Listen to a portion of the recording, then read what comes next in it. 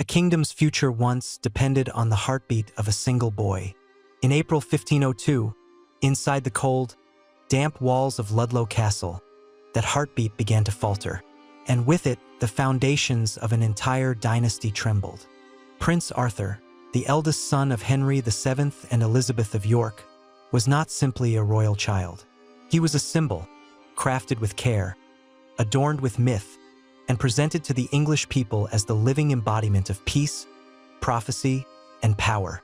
Born into a fragile, newly united England after the bloodshed of the Wars of the Roses, Arthur was the first Tudor heir, the one who would secure the dynasty, stabilize the realm, and lead the kingdom into a new golden age. But none of that happened. Instead, history was rewritten in a single bedroom, on a single day, when a pale, sickly prince began to cough and never stopped. His death, at just 15 years old, shattered more than the dreams of a father-king. It set in motion a chain of events that would ultimately produce Henry VIII's tyrannical reign: 6 queens, 2 beheaded wives, a bloody religious schism, and a nation redefined by violence and reformation. But Arthur's death has been politely passed over in historical accounts, reduced to a footnote, a minor tragedy, a forgotten illness, a royal body quietly buried. The sanitized version tells us he died of consumption or sweating sickness, that his wife Catherine of Aragon mourned him dutifully, and that the crown simply passed to the next son without turmoil. That version is a lie.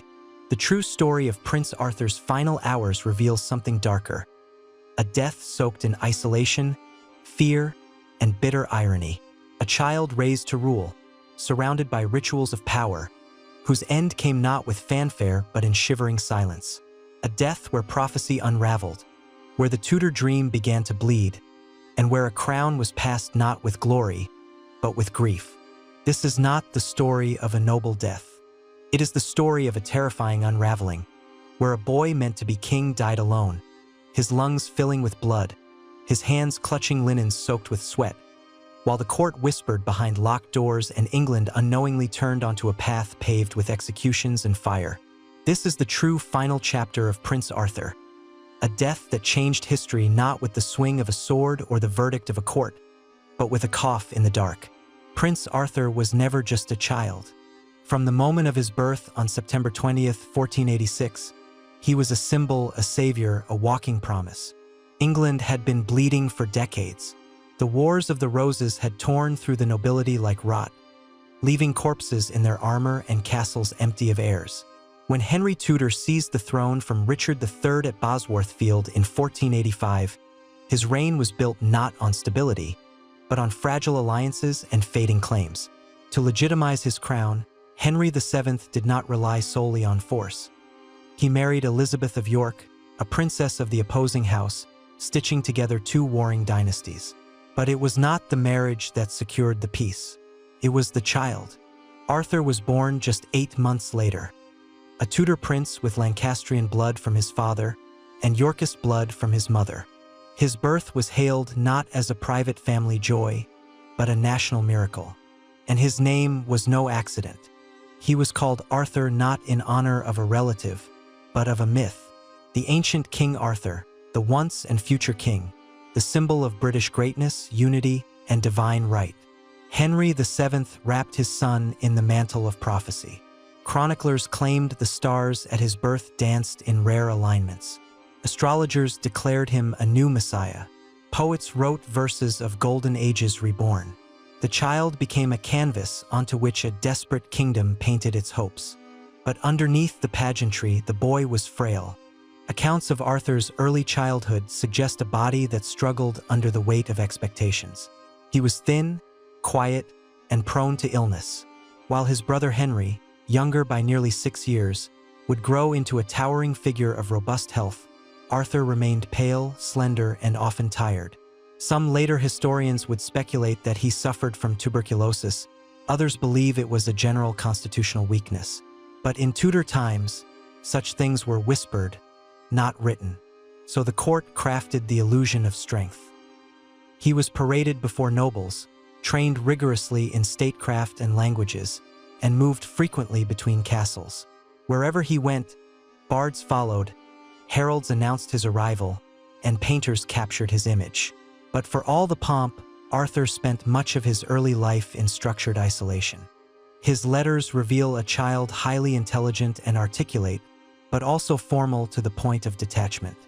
His tone is often distant, his handwriting precise, the markings of a boy shaped more by pressure than by affection. His father did not allow indulgence. Henry VII, ever cautious, ran the court like a ledger, with discipline, paranoia, and cold strategy. Arthur was not hugged. He was groomed. By age 10, Arthur was made Prince of Wales and sent to Ludlow Castle, a centuries-old fortress on the border of England and Wales, steeped in legend and stone. There, he would learn to govern under the watchful eyes of tutors and guardians. But Ludlow, for all its majesty, was cold. The castle walls held moisture like a crypt. In winter, the stone floors froze over. The hearths smoked more than they warmed. And Arthur, thin, quiet Arthur, was always cold. Still, he had done everything right. He had survived the political minefield of early Tudor childhood. He had mastered diplomacy, theology, and Latin. He had been loyal, obedient, unblemished. And at age 15, he was married. Catherine of Aragon arrived in England in 1501, a teenage princess wrapped in silks and Spanish Catholic pride. The daughter of Ferdinand and Isabella, monarchs of the most powerful empire in Europe, she was a prized alliance, sent to bind England to the might of Spain. Arthur's marriage to Catherine was not about love. It was about legitimacy, power, dynasty, but in public it was portrayed as a fairy tale. Their wedding at St. Paul's Cathedral was a theatrical performance, attended by thousands. The bride's hair hung loose, a symbol of virginity. Arthur wore white satin and gold. The trumpets screamed from the steeples. England rejoiced. And then came the ritual bedding. The morning after their wedding night, Arthur famously announced to a crowd, "Bring me a cup of ale, for I have been this night in the midst of Spain." The court laughed. It was taken as a sign of masculine triumph. The prince, it seemed, had consummated the union and fulfilled his duty. But there were whispers. Catherine, shy and newly arrived in a damp foreign land, was visibly withdrawn. Some courtiers remarked she appeared ill. Arthur, too, seemed unusually exhausted. A handful of contemporary observers noted that the couple seemed incompatible in disposition, a vague phrase often used to conceal deeper concerns. Did the marriage weaken him further? Was Arthur's performance a lie for the court's benefit? We do not know. What we do know is this. Within 5 months of that wedding, Arthur was dead. Ludlow Castle sits on a crag above the River Teme, a gray mass of stone scarred by centuries of frost and war. Its walls, once built to repel Welsh invaders, had long since become a ceremonial prison for royal heirs, a place where power was practiced but never truly held. In early 1502, Ludlow did not hum with the energy of a princely court. It echoed, empty and damp, like a mausoleum waiting for its corpse. By March of that year, the air in Ludlow had turned bitter. The hearths burned low, not for lack of fuel, but because the smoke choked the narrow halls. Mists clung to the battlements like funeral veils, and inside one of the castle's upper chambers, Prince Arthur lay dying. Historical records are maddeningly vague. Some state Arthur succumbed to a malign vapor or a grievous chill. Others attribute his death to sweating sickness, a fast-acting, often fatal disease that struck Tudor England in irregular, brutal waves. But the details of Arthur's decline suggest something slower, more invasive, more personal. Witnesses described a gradual weakening, a persistent fever, a hacking cough that produced blood, breathlessness, and a hollow-eyed pallor that worsened by the day. These are not symptoms of sudden affliction. They are signs of a body under siege, possibly by tuberculosis or a respiratory infection allowed to fester. Arthur was 15, and in Tudor England, 15 was not an age of innocence. It was an age of expectation. At 15, he was married, titled, and governing a principality. But inside Ludlow's stone walls, his body began to betray him. His sickness may have begun as something trivial, a chill caught during a ride, cough ignored. But the conditions in the castle were not forgiving. Cold air seeped in from unsealed windows. Straw on the floor did little to muffle the damp. Physicians were summoned, but their treatments, mustard plasters, bloodletting, and purging powders, likely worsened his condition. And yet, the ceremonial machinery of court life continued. Even as Arthur's condition deteriorated, letters were exchanged, prayers offered, and diplomatic reports sent back to London claiming he would recover. No one wanted to believe the truth. England could not afford for this boy to die. But Catherine of Aragon knew. She was just 16, a stranger in a foreign land, her Spanish entourage confined to quarters, her husband now too ill to speak. She too fell ill, violently so, but survived. Whether it was the same illness that struck Arthur, or simply a consequence of being trapped in an infected environment, we cannot say. What we do know is this. For nearly a month, Arthur and Catherine lay in separate chambers, each uncertain whether the other still breathed. No one told Catherine her husband was dying. Tudor England had procedures for royal death, but none for this. Arthur was young. His father still ruled. His death was not just a tragedy, it was a threat. Inside Ludlow, a strange silence took hold. Servants spoke in whispers. Courtiers wept behind closed doors. Priests arrived in increasing numbers, cloaked in black, carrying the sacraments. The last rites were offered in Latin, as Arthur faded in and out of lucidity. Candles burned beside his bed, not for warmth, but to light the way to heaven. And Arthur, the boy king in waiting, born into prophecy, married into alliance, crowned in expectation, was now a child suffocating on his own breath. We can only imagine what passed through his mind. Had he failed? Had God abandoned him? Or worse, had he, through some unknown sin, brought shame upon the new dynasty his very name was meant to secure? No official record speaks of his fear, but fear would have been everywhere. In his coughing, in the trembling hands of the attendants who dared not acknowledge what they saw, in the footsteps that grew slower outside his door. And finally, on the night of April 2nd, 1502, Arthur stopped breathing. There was no trumpet, no procession, no national mourning declared, at least not yet. Just silence, and then panic. By the time death claimed Prince Arthur, the royal household at Ludlow had already begun to unravel. The physicians had retreated into ritual. Their remedies, leeches, hot stones, pulverized herbs laced with vinegar, had ceased. Their presence had become purely ceremonial. No more bleeding, no more forced tonics. Now there was only watching and waiting. As the final night fell over Ludlow Castle, the prince's chamber was lit with wax candles. Smoke clung to the rafters. The smell of spoiled breath, damp wool, and congealed sweat filled the air like rot. The fever had spread across Arthur's body, producing chills so violent he had to be wrapped in multiple blankets. His skin was waxy, his lips dry and cracked. He had begun muttering, half-conscious, speaking in broken Latin, half-formed prayers. Only the bravest stayed in the room with him now. Catherine, kept apart and still recovering from her own illness, was not permitted to see him. Whether this was out of fear of infection or propriety, we will never know. But the fact remains, Catherine never saw her husband die. Her marriage had lasted 5 months. Her widowhood would define the rest of her life. Arthur's attendants, men and women who had spent years serving the prince, stood at a quiet distance, their faces pale with helplessness. Their future, like Arthur's, was collapsing. Once he died, they would lose their positions, their income, and possibly their safety. In Tudor England, the death of a royal was not just a loss, it was a power vacuum, and power vacuums were dangerous. A priest was summoned just after midnight.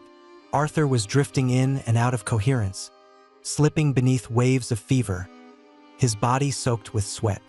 His chest heaved unnaturally, as if each breath came from somewhere deeper than his lungs. A mechanical act the soul had already abandoned. The priest raised the host. Latin phrases filled the room. Arthur blinked once, then again. His lips moved, faintly forming the words of the Agnus Dei. The body of Christ passed between lips that could barely close. The candles trembled in the night air. A sudden, Final cough tore from his lungs. A raw, wet sound. Not a cry, not a gasp. Those close enough described a red mist on the bedclothes. His breathing slowed, and then stopped. There was no scream, no dramatic collapse, only the gradual silence of a body realizing it would never rise again. When Arthur's body went still, no one cried aloud. The silence of protocol held fast. It was a death not permitted to be real, not yet. An attendant approached. She placed a mirror near his lips. Nothing. No fog. She felt for a pulse, but his hands were cold and damp. The priest crossed himself and began the final prayers. Attendants folded the bed sheets to cover his chest. A boy who had once been wrapped in banners and silk was now being wrapped in funerary linens. But no bell rang. No official proclamation went forth. Why? Because England was not ready for this, neither politically nor emotionally. Prince Arthur's death had to be managed, not mourned. News was sent not by trumpet, but by courier. Handwritten, sealed, and delivered on horseback. The message arrived at Greenwich Palace 3 days later. King Henry VII, ever the strategist, received it in private. No one recorded his words, but those present that day said his face turned white. He dismissed his council, locked himself away with Queen Elizabeth of York. And then, for one of the few times in his reign, the cold, calculating king wept. His heir, his symbol, his entire political future was gone. Yet even grief was political. Plans began immediately. Arthur's body would be embalmed in Ludlow, then buried with quiet dignity in Worcester Cathedral. Not Westminster, not Windsor, not among kings, because Arthur had never been king. No state funeral, no grand mourning procession, just a coffin, wrapped in black cloth, and a small retinue of courtiers tasked with transporting a future that had never arrived. Back in Ludlow, his death had already taken on the eeriness of absence. His chamber was sealed, the sheets were burned, his possessions catalogued, sorted, reassigned. His heraldic banners were taken down. The air itself felt emptied, as if the castle were no longer holding breath. And Catherine? She was told the news only once her fever had broken. Weak, disoriented, and nearly alone in a foreign court, she was informed, politely without detail, that her husband had passed. Her response was not recorded, but her silence became her sentence. She would remain in England, betrothed again to Arthur's younger brother. And with her came ghosts.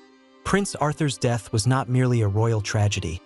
It was a dynastic rupture, a quiet catastrophe that threatened the very foundations of the fledgling Tudor regime.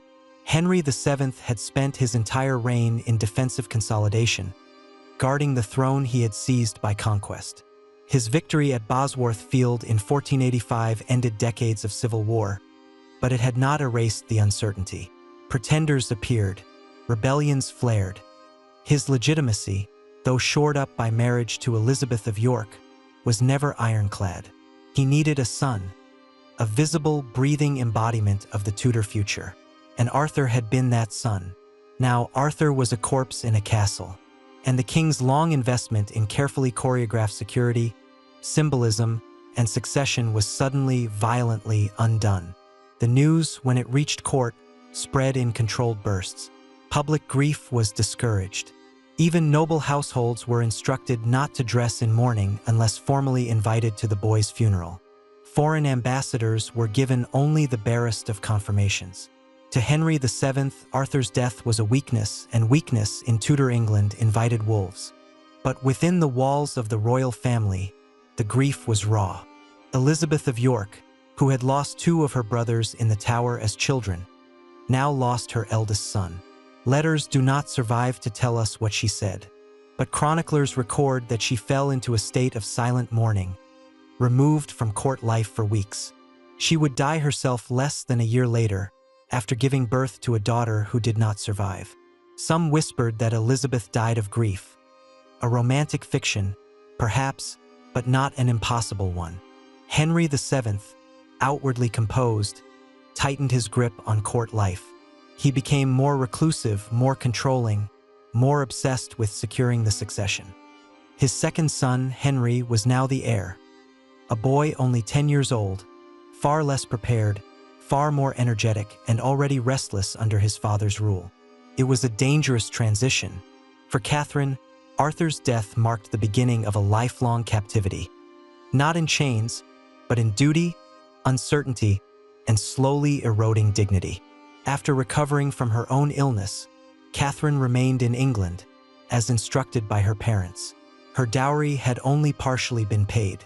Political negotiations for her future marriage, now to the young Prince Henry, began almost immediately, but they would take years. The problem wasn't affection or policy, it was religion. Canon law prohibited a man from marrying his brother's widow. The situation would require a papal dispensation, which was eventually granted. But even then, there were whispers. Did Catherine and Arthur consummate the marriage? She insisted for the rest of her life that they had not, that the 5 months of marriage had been ceremonial only, that she came to Henry pure. But doubt remained, and doubt, once planted, becomes prophecy. Catherine lived in limbo for 7 years after Arthur's death. A Spanish princess, with dwindling funds, shrinking political power, and no clear place in court. She was a widow at 16, a pawn at 17, and by 18, she was a silent emblem of unrealized ambition, trapped in diplomatic negotiations while the memory of her dead husband hung around her like a veil. She had been promised a crown. Instead, she was left with a corpse, a prayer, and a kingdom that had no room for grieving queens. Arthur had been the golden boy, educated, measured, politically groomed. Henry, his younger brother, had been raised for the church. As the second son, he was given the luxuries of youth, the casual freedoms of one not expected to rule. He hunted, he jousted, he studied theology and languages, yes, but without the crushing expectation of kingship. Arthur's death changed everything. Now, young Henry was the heir, but he did not inherit Arthur's solemnity. He inherited his throne, his title, and his wife. When Henry married Catherine of Aragon in 1509, it was not a love story. It was a dynastic solution 1 year in the making. But beneath the crown, beneath the marriage, was the shadow of a brother whose memory could never be entirely erased. Henry would spend his entire reign haunted by Arthur, not just as a sibling, but as a threat to his legacy. Why? Because Arthur had died without issue, and when Catherine failed to produce a living male heir, Henry saw it not as coincidence, but as divine punishment. He came to believe, or claim to, that God had cursed his marriage because it had violated sacred law, because Catherine had once lain with his brother. Thus, Arthur became the excuse for the annulment, the justification for abandoning Catherine, the theological linchpin of the Reformation, the ghost that drove England into schism. And Arthur, who had died quietly, became loud in memory. His body had failed, but his absence had power.